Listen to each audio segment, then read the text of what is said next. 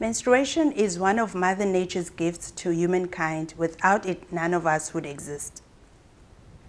But instead of celebrating this process over the years, women have been socialized to see it as a dirty process. On average, a woman has her period from 3 to 7 days, and the average woman menstruates from the age of 13 until the age of 51. That means the average woman endures some 456 total periods. We recently sat down with Zizipho Ntobongwana, the founder of Sheba Feminine, an organic range of sanitary towels. One of the women that are changing the reclaiming their thrones.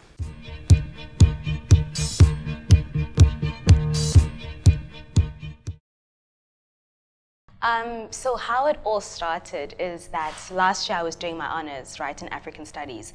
So the gist of African studies is decolonial thought. And for me, it was about, okay, I can see this theory, but then how do I practice this, like empilweni yami ke ngoku?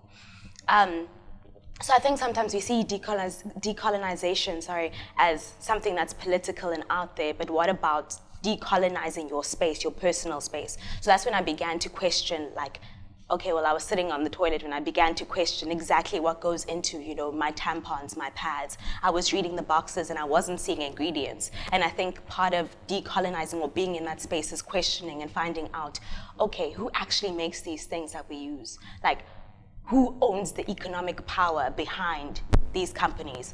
And I found that, first of all, the products that we use are extremely toxic. I found that the very fact that there isn't an ingredient label on them says something.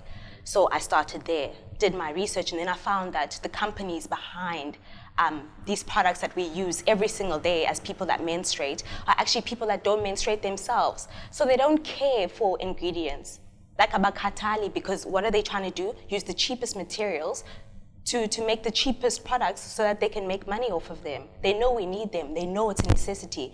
So it's really like ukungakhathali. And I think that's where, Sheba started. And Sheba, the name, comes from the Queen of Sheba. So Christians will obviously know her as the Queen of Sheba, but Ethiopians know her as Umakheda. And Umakheda was a queen that, she was dignified. She went to Solomon, she asked questions. And I think that's the space that I was in. I was like, okay, if I want to become this person that questions, I need to manifest something, right? I need to see someone that's done this and done it well. And I was like, this is the person that I want to manifest in my product. If people use this, that's the story I want to tell. I want to tell that as an African woman, you can go and you can ask.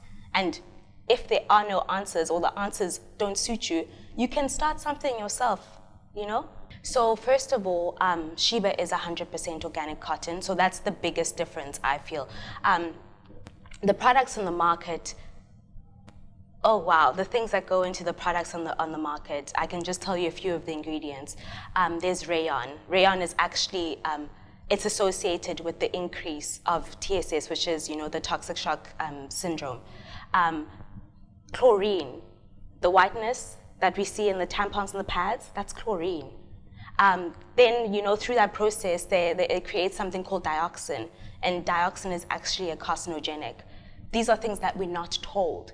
These things are bleached, and then they put fragrance in them, and we put them, a tampon goes straight into your vagina. Imagine, the vagina is the most absorbent part of your body.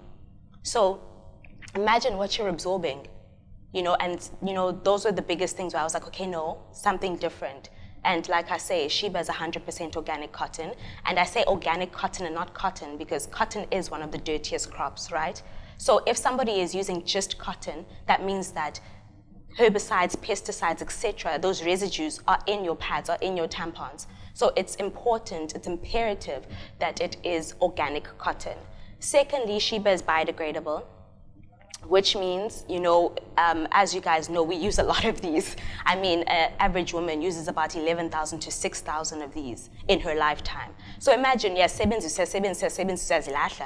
things end up in landfills, and then they don't decompose, they don't biodegrade. So, what impact is that having on our environment?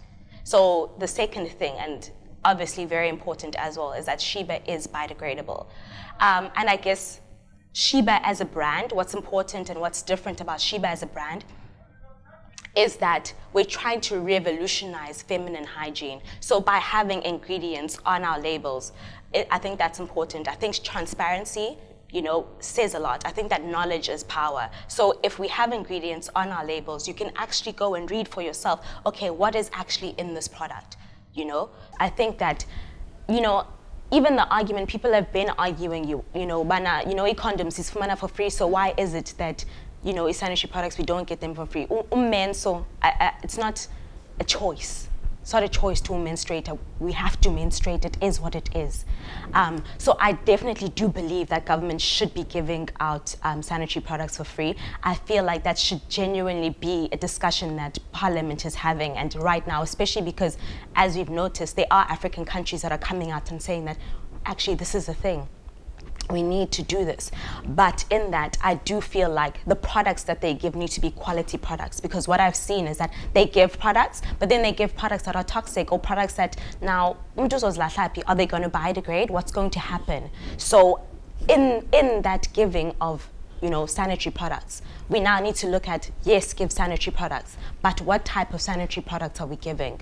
Are we giving cloth pads? Are we going to give like menstruation cups? When we do that, we need to answer all of the questions. We need to have a solution to all of the problems.